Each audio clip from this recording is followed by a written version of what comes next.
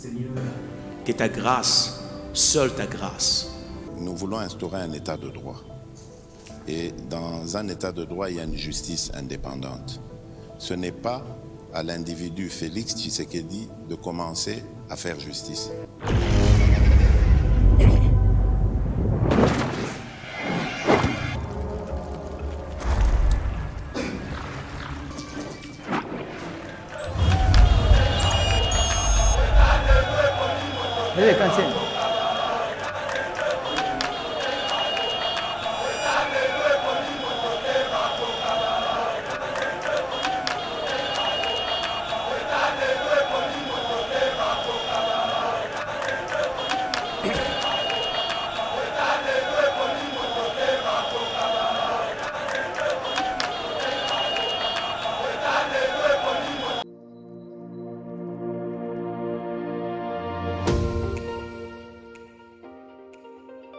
La République démocratique du Congo est un géant au cœur de l'Afrique. Le géant a été blessé à cause de multiples guerres causées par la mauvaise gestion de ses immenses richesses tant convoitées. Lelo géant a telemi pona kotonga mboka na ye na ba élite ya sika ba congolais nyonso ya mboka pe bandeko ya diaspora. Plateforme projetrdc.com ezopesa ba opportunité ya ko travailler ensemble à distance. Kokoma investisseur to actionnaire pe ko investir na ba projet de développement na RDC. Projet RDC est une plateforme professionnelle développée en Allemagne par M. Max Kachama pour soutenir les investisseurs congolais. Une plateforme professionnelle avec plusieurs services comme Cash Money pour assurer avenir na yo pe ya banana yo. Yaka ko investir na bourse internationale, y a ba actifs, y a Facebook, Google, Mercedes, Bitcoin et autres. Projet RDC gère plus de 30 millions d'actions et crypto de ses actionnaires en bourse. Projet RDC crée la nouvelle et première classe d'entrepreneurs et investisseurs congolais qui investissent avec toute assurance et transparence en bourse internationale. Devenez aussi investisseur et actionnaire. Rejoignez la nouvelle classe sur www.projetrdc.com ou bien téléchargez l'application Projet RDC sur Play Store. Bienvenue mesdames et messieurs dans l'émission patriotique Nabino Obolingaka Mingi éveil patriotique Oyo na chaîne Oyo Bolela Kotala Mikolonio surtout Yeba TV émission Oyo révoltaka conscience à ba congolais nyonso pour na ko revendiquer peut ko réclamer Oyo ezali lokola ba droit na biso parce que kita ya mboka esengeli to monango clair esengeli ba kongomani nyonso babika na yango mbote lisusu na bisika nyonso bozwami bonjour bonsoir bon appétit bonne nuit soki bozali akolala lolenge nkolo asala mokili na ngie bayimoka na moya lelo parce que botiki batana bino même une minute 2 minutes tokota kana banda kuna bino na ba téléphone na bino na ba télévision na bino sans audience sans autorisation. Et les signes de reconnaissance, il y a confiance, il y a considération, il y a considération, bolanda maïma suma koleka na mboka na biso topé c'est le bino yango à temps réel bayimboka na mukola lelo tozaka kana 4 points autour débattre aw pour comprendre nini oye koleka na mboka na biso. Le premier point ezali likambo ya Congo central ya vice-gouverneur mwana mboka Justin Lwemba oyo azui officiellement bokonzi azali gouverneur ayi na minute oyo mukitani ya ndeko Atuma Tubwana ye azui officiellement asala intérim mais alaki eteye akosala rien que pour la province tokoyeba yango na émission oyo est-ce que alobi busolo toté. Deuxième point na biso ba imboka ezali lettre ouverte au biso Sergili to adressaki na président de l'Assemblée nationale ndeko Mbosso pona ba députés nationaux bazali ko percevoir indûment les émoluments ba ko bika na misolo ya ngai na yo bazo zwango alors que basiéjakate alors tokomelaki mwana mboka Mbosso président Mbosso poete à répondre biso dans 72 heures nokite akokwaya na mutambo oyo tobengi complicité parce que ba miso bazali ko s'enrichir illicitement hein alors que bazali sous-souté ba député est-ce que bao nyonso bazwaka misolo ya mboka bakofuta bango kanyaka ya mboka bazwa misolo ya mboka oyo comme ba député mais ba siège akate bazali ba député toté bokoyeba yango na émission to ko découvrir selon mibeko ya mboka. Et troisième élément ezali renvoi ya bana oyo ya école Saint-Joseph na système éducatif ya Congo. Est-ce que décision wana prise par commission wana disciplinaire parce que ministre de tutelle mwana mboka maître Tony Mwaba alobaka pe jour on a top Congo to landa ki biso nyonso. Est-ce que cette mesure viole-t-elle la constitution de la République, les lois de la République? Oui ou non, tokoye bayango awa na émission ya leo. Mais aussi quatrième point pe yasuka. Est-ce que tolingi toye balisusu bino na ngai? Ezali lisusu na ba mandataire mususu ya ba établissement public. Oyo tokoyi ko tshela motema ke bako kama malamu. Po ete baza la reconnu parce que sengeli balongola ba misusu. Bozo kende mikolo. Bozo kende na bino. Na ye ko annoncer départ na bino pe remplacement na bino na ba congolais mususu. Est-ce que ndambo ba otika la to ba ko kende bango no stu mulongo sombo. Tokoye bango na émission ya lelo. Merci na ndenge bopesi sous attention na bengami na kombo ya maître Frank Kalolo azali coordonnateur ya centre de réflexion juridique de la lutte contre l'impunité structure oyo ezali lisanga oyo ya basi pe mibali bavoka pe ya ba défenseur à droits fondamentaux to telemaka pona ko défendre intérêt mboka na biso mboko soko telemité kanda trou mboko yo so telemité olali balali yo na mkati ya mboka oyo esengeli to telema yo na ngai to défendre to bandi na premier point na biso ya prise officielle ya pouvoir ya ba fonction ya gouverneur et pas moi na mboka Justin Lwemba nini ye kolega na Congo central ba imboka na ngonga oyo moto epeli na Congo central moto epeli te na ndenge masasi te mais moto epeli bota la ndenge public ba ko sepela kuna moyen ezate bazo sepela balobi te nde kwa tuma tubwana gestion ezaki mabe obi na mboka po yeba ke ogera ki malamu to mabe ezali kaka symbolisé par la réaction du peuple congolais na bato ko kamba mais façon bazali ko sepela kuna kobina elakisi kende ko atuma tubwana azaki na mako koso. Mais nani oyo to bengi ndeko Justin Lwemba ndeko Justin Lwemba azali mukitani soki bo se rappeler bien na makambo oyo salama na Congo central vice gouverneur wana oyo makambo salama kawana to kozongela ngwa te ndeye wana azu officiellement décision prise par le VPM HH de l'intérieur pour être kimia ekota.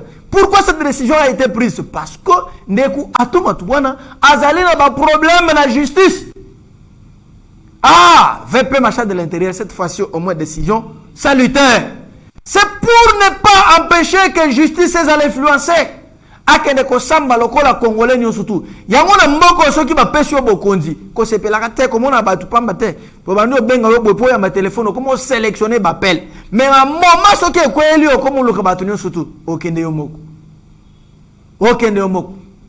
vous êtes aux commandes pour diriger le peuple congolais et bon gérer à bon père de famille ba responsabilité oyo ba pesi bino bon répondre na ba condition ya ba travailleur nyonso bokuti wana kolobate ke ba nommer yo yonde o changer te kiti wana okuti yango omundenga tokota ba bureau na ba fonctionnaire ne couleur ba bureau za wana ezola kisab ke oyo azalaki yo koyi oye okolungwa mususu pe akoya tina mokote ya odondwaka omona ba congolais bato ozali ko kamba lokola bazali banyama okoma ko sélectionner ba appel tango tozana nso to bengi oyambi mbango mais ceux qui ba nommé yo ka boye o changer ba appel hôtel ka bo hôtel pam mais on sait qu'on peut te transmettre une information allant dans le sens ya que ou améliorer musala na yo lobita ngana comme monsieur qui connaît tout tango ekoyela yo na gouvernement qui connaît tout azate po ezo yela ka batu nyo surtout to moni ya ba procès ba intellectuel la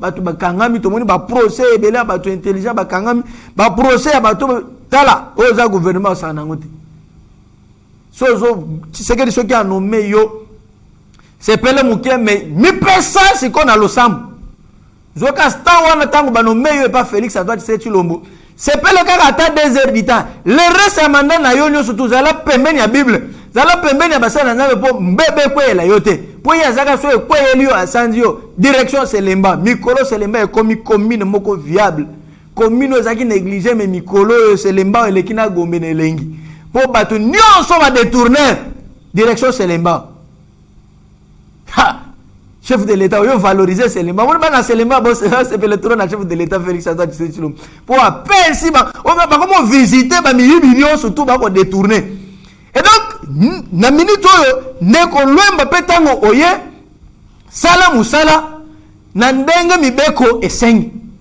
koyete na ba vagance poete ndeko oyo atuma tuba na zaki na batu na ye wana sengeli ngana kombolo bango na sala bote baza batu na ye te baza ba congolais oyo bazaki compétent oyo abuzwaki po a travailler na bango po na intérêt ya province donc kola yo pe oye continuer na bango parce que bazali ba congolais to longo le système ya ke soki okoti na bokonzi olongoli na bango nyoso bazalaki oche ba misusu tikota olongoli bango obwaki bango wapi mususu pe mususu ozolongola wana les compétents de valeur sont là mais obwaki bango parce que ocheka équipe na yo eloko wana yeko bomamboka ezali ko bebisa administration congolaise on est la continuité de l'état bino bozo ekaka po bolongola boche ba misusu ndeko ozu commande eza malamu sala ndengo promettre que osala rien que pour la province oui to kotala yo ba politique congolais to landela bino kana maloba na bino Bouwele la kolobate, pour tourner la langue na bino 7 fois. N'a ko maximum 77 fois.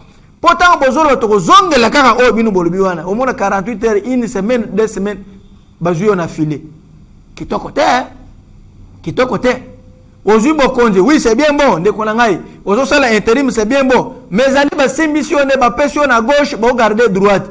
So c'est l'erreur, ba retirer. Tant que besoin retirer en direction Selemba. Donc vous devez améliorer. Ça c'est pour administrer. Moi conscience moko ya malamu na bakambi ya mboka. Pour être tant vous allez ko gérer botike moyibi. Botike ko négliger ka batu. Bobo na ke biso ne ka to komi a to komi esiri. Donc na David nanga ezani détourner pour m'enrichir. Détourner pour réduire le peuple congolais à zéro. Détourner pour faire voyager ma famille. Wanande Selemba. Ngana koye kutute. Na koyete, na koye kotala yote. Oyo za congolais toliaki tozaki na yo malamu te. Otango kotaki kuna obandaki ko sélectionner appel. Kota kuna. Si c'est que des autres personnes à gauche et à garder à droite. Nenga zo peso a pesi yo azo pesa mobimba te po azo talela yo. O se l'erreur bolok. Ha? Bolok. Otiki moi sina bana ba bloquer ma muno surtout. Te na rentrer o ate. Etikali ba misusu. Alors, esengeli changement au aboye côté na ba province nyon surtout. To comme modèle ba kambia mboka nyon surtout. Bisika ozali ozo conscience. Ozali serviteur ya peuple. Oye wana te po dondo otoka bomengo te wana to yoka nati. Wana nous allons vous combattre tina suko wolungwa. So ki oye o lingi ke ba congolais au tracer d'abord peuple congolais. L'intérêt du peuple au centre de tout. Nous allons vous soutenir. Pour chef de l'État et mon quoi lobby. À lobby le salut du peuple et la loi suprême. Le peuple d'abord. Yo lobby non, mes enfants d'abord. Les immeubles d'abord. Mes chantiers d'abord. Ba chantier on a to ko récupérer yango. Ba ko steka yango, ba c'est la vente aux enchères, bon ils ont une trésor public. Pour yo ozwaka infraction mozaka détournement de deniers publics. Deniers wana ezaki monnaie moko étrangère. Mais yango wana. Donc elingi koloba misolo. Boyebi okoyeba musolo na mboka na kama Tshisekedi bazo kanga sans pitié alingi babiloko na te na ye côté yo changer otike moyibi. Deuxième point la biso ezali réponse oyo ndeko Mbosso président Mbosso et Assemblée nationale a réservé le biso Sergili en rapport il y a lettre ouverte auto tindela qui est koyebisa yete na date le 7 septembre 2021 awa toyebisi ye atala mingi apesa biso explication claire na ba député nationaux o ba kozwaka misolo ya mboka azofuta bango sans que basala musala Yemoko to bisa ki ke papa kolukate o tombe na mutambo ya complicité ya le bien na boye makam pour déjà action ezalaki kozela que ce qui a répondu à biso te dans 72 heures to pesa ki wana to lingaki to saisir les cours et tribunaux wana zengi na plainte te citation directe bolinga bo vivre procès moko na kati ya mboka oyo ya kosakana te mpo nano esili te boko vivre procès ekoya parce que eza misolo ya mboka président Bosso en tout cas na réflexe ozwi topesi o merci biso Sergili na réponse opesi eza malamu pe point de presse o ezali promis déjà dans les jours à venir, je dirais les heures qui suivent, par rapporter l'Assemblée nationale a fixé opinion ndenge bo répondre biso koloba ete ba kozwaka les sous mbongo te ba député nyoso ba ko siéger te ba ozwa sous mbongo te. Pourquoi? Parce que baza sous ba député te eza net mutu net ndeko oyo Mozito Adolphe Mozito a sous député te asa député national sous te ebele ba autour ngami oh mais maître Franck Alola ko lobilo wa boité asa sous député te neni. Oui, je vais vous prouver ici noir sur blanc. Article 110 alinéa 6 il y a Constitution de la République démocratique du Congo. Et le biboy, l'article 110, il y a Constitution, il y a Mokannabiso, point 6, et le biboy. Les mandats de député national, ha, Makamboza, il y a un avis sur les députés. Pas sur les députés. Les mandats de député national ou de sénateur prend fin. 2 points. 1. Par expiration de la législature. 2. Par le décès. 3. Par démission. 4. Par empêchement définitif. 5. Par incapacité permanente. 6. Par absence non justifiée et non autorisée à plus d'un quart de séance d'une session. Point 6. Article 110 de la Constitution. Point 6. Et le but, par l'absence non justifiée et non autorisée à plus d'un quart de séance d'une session. Ba condition oyo, ezali kolakisa ete mandat ya député national to ya sénateur esilu. Ezali tango ya azali ko sabi santé sans autorisation. Ndenge Mozito alobi ngana zana ngai député donc il n'a qu'à vendre une institution illégitime. Oh, mais ce qu'il y a, c'est qui est l'indéngénie. C'est qu'il n'y a pas illégitime. Mais à l'objet que nous avons la prévision budgétaire que les gens ont dit. Pour le moment, on a malobo et à l'objet est-ce que à l'objet malamuto ayebito ayebite. Bangone basala kamibeko. Ce sont qui les juffeurs les lois de la République qui sont censés suivre de plus près. Ba texte nyonso ya mboka peut pas mettre en application. Mais tango déjà Ndeko Mozito a tombé na article 110 alinéa 6 de la Constitution, mais à ça sous député national, on s'est posé la question de quel droit président Bosso alinga bando pa ko au pesa yembon. Pe sili na notre président Bosso malgré que soit réponse na nini awa. Mais ton sengi na yo mbongo nyonso wana biso tozo réclamer ngo pa Mozito azongisa yango action pénale ezali. Il faut mbongo ezonga na trésor public. Il ne suffit pas seulement de nous répondre, mais pour nous Sergili, il suffit aussi de voir la restitution. Ya misolo nyonso les émoluments perçus indûment ezonga na trésor public. Là, vous ferez une bonne œuvre. Mais kozanga kozongisa toyo kanati. Action ezala kaka. Bientôt là ça sera mis en mouvement. En tout cas, ba député nyonso oyo ba siège akate bazali ko abiser na confiance ya peuple. Eza abus de confiance ozali ko commettre. Ba pesi bino mandat mais bo siège akate. Redevabilité ezate. Ezate bo vanda ka bo biso tala kabino na miso parce que eza ba mbongo ya euti na ba faire na bino privé bosal boko sabato simbate wana ezaki kala na tango ya Kabila na tango ya Tshisekedi de la liberté d'expression dans le respect de la loi tokoloba po mukamata za isusu kamata za susute muto kamata moninga za susute loko les amis sur la mboka to loba vous devez restituer les émoluments perçus indûment et sont dans le trésor public wana ndeto yokani ce qui est ngité to kolandele tina suku wana to ko sam bobo ngisa jaba avocat na bino il se peut sergili ya biso déjà tozali prêt pour que to s'affronter en action pénale to s'affronter semaine prochaine to s'affronter boye babana bazana raison banane bazana raison. Renvoi, troisième point d'abisso, renvoi des élèves de l'école Saint-Georges. Il y a commis à Kitambo du système éducatif par la commission disciplinaire. Oyo et Salaki, Tomonaki, les sous Tokolo Batekezaki totalement entériné. Na ministre de tutelle, maître Tony Mwaba. Mais simplement parce que Asalaki communiquait, Neyangwana Tomonaki. Cette mesure, elle est d'une part salutaire. Mais d'autre part, elle est discriminatoire. Bandeko, ko punir bana oyo basali mabe, ezali malam. Ezali malam sont des sanctions parce que même la bandako, to sanctionne bana. C'est très important qu'on sala yango.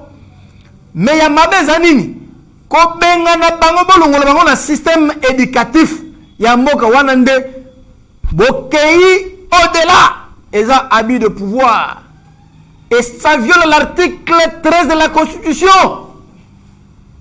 Bana wana esengeli batang biso na tango kalzaki soki osali mbebe na école catholique balongoli yo on peut te renvoyer de cette école. Et à défaut, bah, notifier n'habiter l'union sur l'église, il y a l'école catholique, bah, mais pas dans d'autres écoles. Parce qu'il y a aussi des privés. L'éducation est récupérable. On peut toujours récupérer. Le col tout le monde, selon banquette à Sergili, bah, mineur Bazali, mais ça s'appelle manquement. Alors, tu crois que Bengana Bango, te bakende, libandanin. D'une part aussi, l'école est responsable. Manque de bon encadrement. Nabana. Et qu'il peut coloquer biloko à boy. Parce que toyoki na bamisu non ba noyo makambo na comportement na bango yakala. Mais bino moyebi ke comportement ya bana wana zaka yakala ya mabe. Pona ni bokanda ka bango. Boti que sikoti scandale ça la maboye pour boy arrêter décision. D'une part aussi vous êtes responsable. Bino école. Donc la responsabilité est partagée. Nous n'encourageons pas, mais c'est une façon il y a quoi sur que vous devez bien jouer barole na bino mission na bino. Parce que l'école est le deuxième milieu éducatif. Oyo bana et sengeli besoin éducation à malam. Mais ce qui peut école et jouer malam ou te responsabilité nango, bah là c'est pas comme il peut kosakana mingi na bana. Alors à ce moment-là, vous perdez le tout. Et la conséquence est aux alanini, tout le monde va scandale, tout le monde boyelelo. La responsabilité est partagée. Les enfants peuvent être renvoyés de l'école, mais et non du système éducatif. Parce que choki bon renvoyer bana wana système éducatif oyo ya Congo mobimba bango keno tanga wapi. Donc to boaki bango to tindi bango n'existe et pourtant nous luttons encore pour un phénomène oyo ya bana de la rue, les enfants de la rue. Les enfants de la rue. Bano babwaka ma bazana bana nzela. Mais soki bango bazana nzela l'état azako bunde pour que akoyese bango na bitel. Ndamo bazongi. Bone bolingi su bango bazana bitelo bakene na nzela. C'est vouloir la chose et son contraire. Et donc, mesure wana, ezali malamu, d'une part, il y a sanctionné bango ko benga bango na école parce que écoutez bango, bisiki bakei ezala malamu. Mais bolongo la bango ndé n'habiter le sur Congo, vous violez même les droits de l'homme. Les droits de l'homme. Mais ça défenseur, il y a droits de l'homme. Violer les droits de l'homme. Tout ça li ba signateur, il y a ba convention, il y a ba charte. Congo est signant, alors tokoki ko violer yangote, mais l'éducation c'est ngeli to récupérer bana wana, to bongo lisa bango makam. Rappelez les parents de ces enfants. Boté bo solo na bango. Bon c'est ce qu'il faudrait faire parce qu'il y a des mineurs entre eux. Ça s'appelle manquement. La loi a déjà prévu ba sanction nyonso. Infraction nyonso to mutu akoki ko commettre na mboka na biso, mi be ko tout ici déjà et prévoir ba sanction nango. Mais mon bec comment côté c'est prévoir ma sanction que moi na wana soki asele ba biloko aboye na kati ya mboka bobenga na ye na système éducatif ya mboka. Soki disposition en ezali boye ko pesa ngai a on a plateau ya TV débat contradictoire et ozala. Nous ne pouvons pas aussi violer les lois de la République en prenant des décisions sous les États. Des décisions émotionnelles. Oui, c'est vrai, ça arrive, mais tout viola ramibé kwa mboka te parce que beauté ya état de droit ils allaient respect à ma texte. Des sanctions, oui. Ba code de bonne conduite na ba école catholique nous tout ezali po biso tanga na école catholique wana. Tanga na ba séminaire, tanga na ba école catholique to yebi. Bazaka na ba condition na bango nyonso tout bitelo nyonso tout. Ce que bébé on te renvoie. Mais pas longolo na école nyonso ke na Congo tanga sous te bon parce que boko tanga wa. Boko tanga wa. Et qui va les prendre en charge libanda alors que gratuité ezana na mboka. Tome ko revoir makamwana pour que Kimia Ekota tout sécuriser par intérêt de part et d'autre. L'école est aussi responsable. Ils appellent responsable. Pour bolobi bana wana babanda makamwana kala. Soki babanda ngo kala pour nani bo renvoyer bango te, babanda ko garder bango. C'est là où nous Sergili to vandeli. Babanda vendre bango pour nani. Vous êtes aussi complice. Vous avez aussi contribué à la destruction bana wana. Parce que bolobi babanda yango kala. Mais vous les gardez pourquoi? Tout le temps, bavandi, bogarda bango. Pour nanini. Le lorsqu'au scandale est célèbre, bango na bakomi ka ba responsable, c'est partagé. La responsabilité est partagée. Mais nous dénonçons, nous condamnons comportement ba acte banana basali ezali sadique et se répéter les sous-souté, besoin ba sanction conformément au règlement intérieur à ba école et s'il y aura des aspects pénaux là-bas, alors répondre conformément aux lois de la République. Voilà. Pour étayer et décourager Misusu Bakoya. Quatrième point, Yasuka, Ezali, Yakoye, Soki, y a-t-il encore des mandateurs à l'établissement public? Il y a l'État, autre DG, ou bien pour retenir, pour baser le toilettage.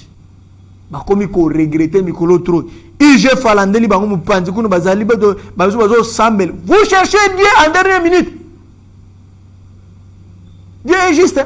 Au début surtout que là nous panzi bo totalement boy. IG totalement boy. Pour nga nazo ken na liste. Ba bi singa que non nazo ken. Oui, vous devez partir parce que vous êtes serviteur. Un serviteur à tout moment est remplacé par un autre serviteur. Le serviteur Azali remplacé par un autre serviteur. Le Congo appartient aux Congolais que nous sommes. Bonjour, ça la tanabino, ceux qui bolungwe bokei. Mais il y a quand même quelques mandataires qui font encore retenir Bazape Malam. Bazali, qui écoute quand même, hein? Qui écoute? Bon, bonjour, ça le peut Malam Bazali. Au chef de l'État, qui peut retenir Bango Isusu.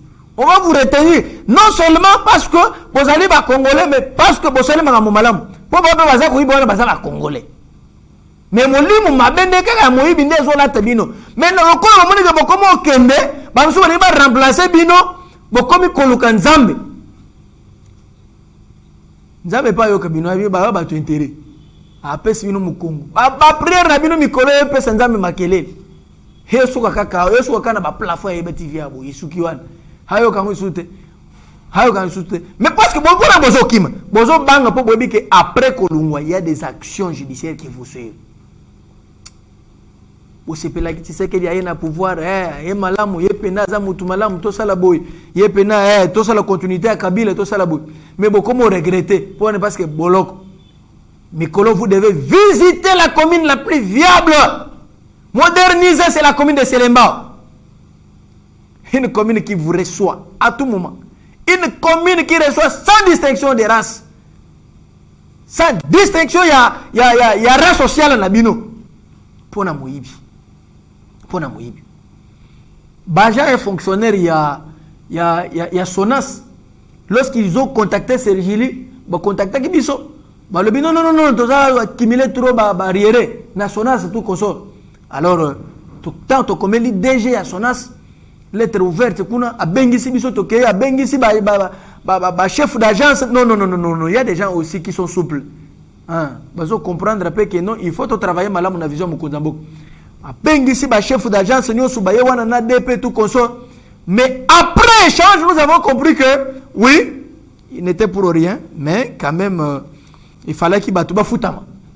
Mais Barreter et Outakinde na ba chef d'agence. Ba chef d'agence Moussousou, bazo remplacer bango. Bazo remplacer bango. La chef d'agence à son as, pas les DG. Même DP wana pe il faut akinde. DP ou ya son as wana. Directeur provincial ya Kinshasa il faut akinde. Amalili trop azo travailler bien te. Chef de l'État. DG à son as. Talape DP na yo wana Malili trop. Il faut akinde. Parmi bato bazo kende. Il faut y payer kende parce que makamozo sala malamute na secteur na ye. Charge non c'est comme yo, mais c'est alors que c'est décentralisé. Faut tout le monde clair. Nous devons vous dénoncer tant que seul mabé. Oui, c'est ça notre rôle, le biso Sergili. Biso ça les peuple. Tout ça et y a institution en boca. Dénoncer et saisir la justice pour tout comportement contraire aux lois de la République et portant atteinte à l'autorité publique. Mais bah DG Moussoubo Salamalam.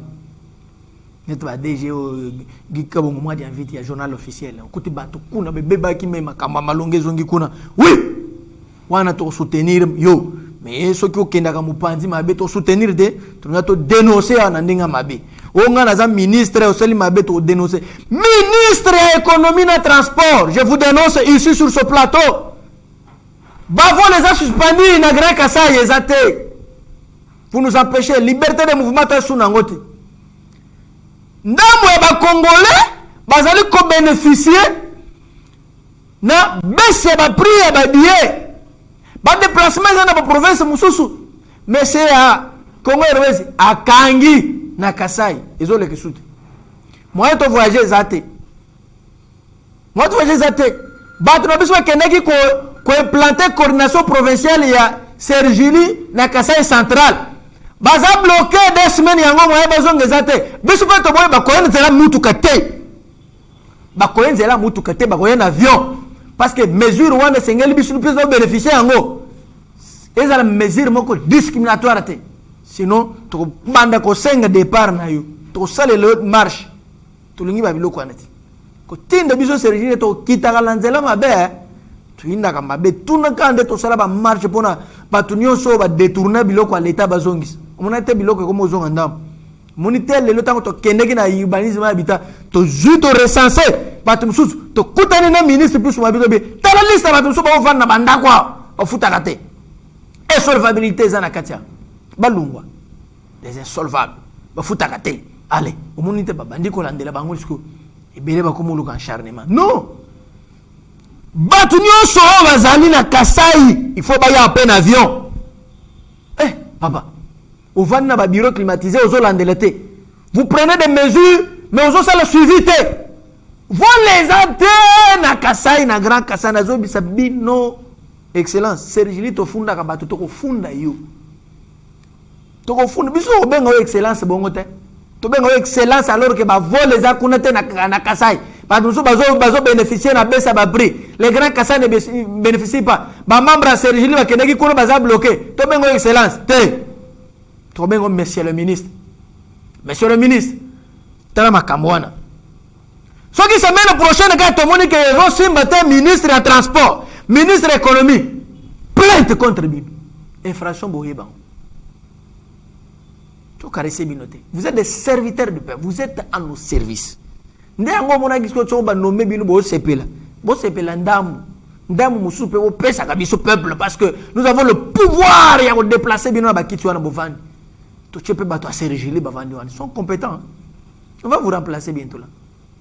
On va vous remplacer. Mais pendant que vous êtes encore là, Bossala Nanou, vol, avion.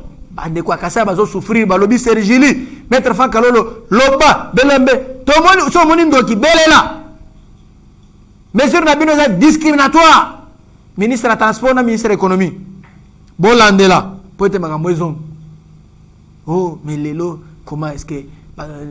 Corridor Sergili wana yela kibiso te na yeli yo lokola individu te na yeli en rapport na ba responsabilité ya l'état oza ko assumer na yango na lokola individu olingo mona ngate ngana cité comme no ate po ndimaki boele laki kana za le ministre mbango wele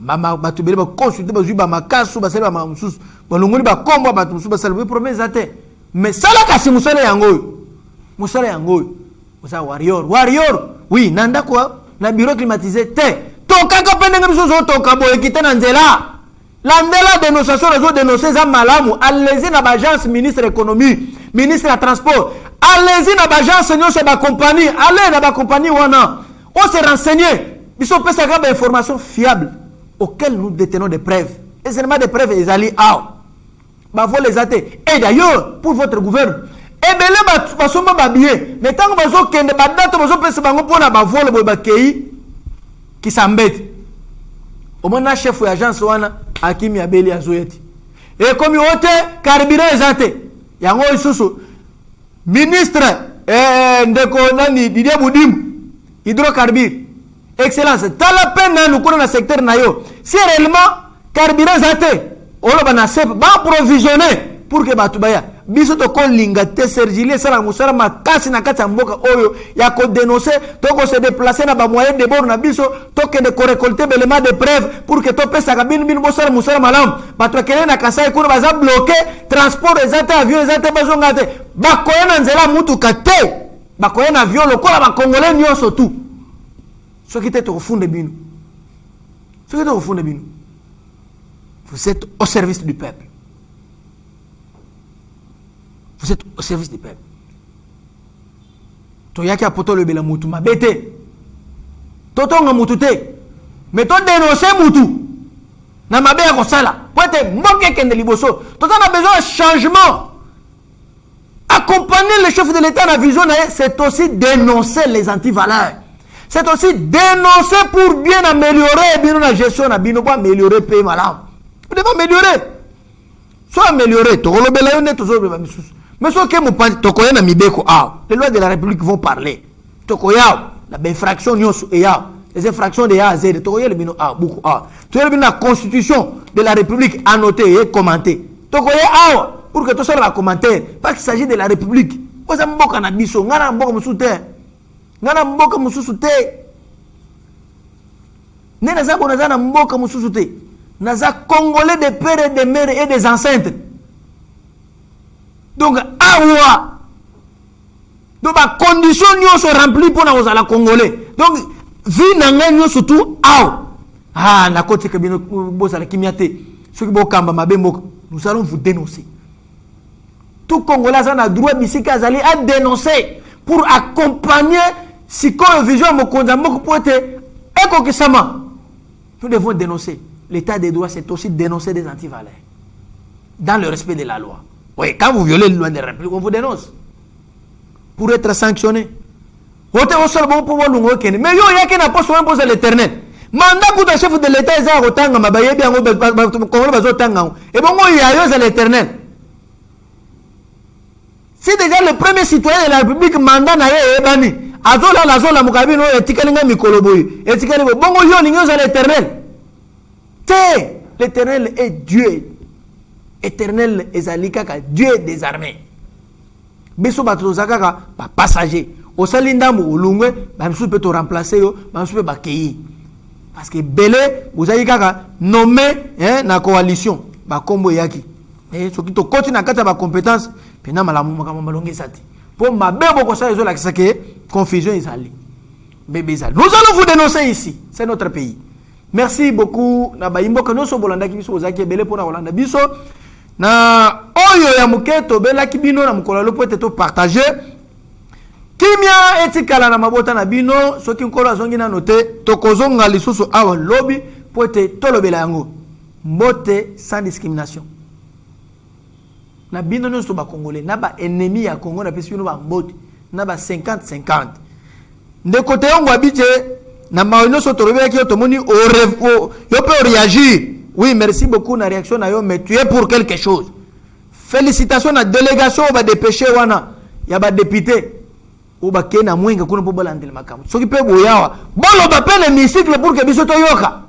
bokende nango ka na commission te evanda kono po bolo bino moko te bokei boyoka potango ebebaki na mwenga tout peuple congolais atelemaki alobaki biso Sergei tolobi tampo bozongi bosa biso restitution po boyoka ke biso lobaki nde pesi bino mpifu po bokende bino pe tango boya redevabilité pesa ote torekai mupandi bo totelaki bo te bolo bana hémicycle bobengisi ministre national ya mine na plénière evanda wana toyoka makambo ba bosala ndenge ndeko kamera eremo pe kamera pa za pe osala pe biloko bien obana pe posa batu balanda pe plénière ne pe ndeko mboso pe posa kolanda ba plénière ezali mais misolo mboka no so pesa ba député ba futa ba ancien député les députés honoraires parce que l'article 110 de la constitution point 6 déjà essaie logo li ba so ba député té mais ils ont un trésor public. Merci beaucoup. Pour aller le tosuki a lobi na tongo tozongeli bino lisusu. Merci. Seigneur, que ta grâce, seule ta grâce. Nous voulons instaurer un état de droit.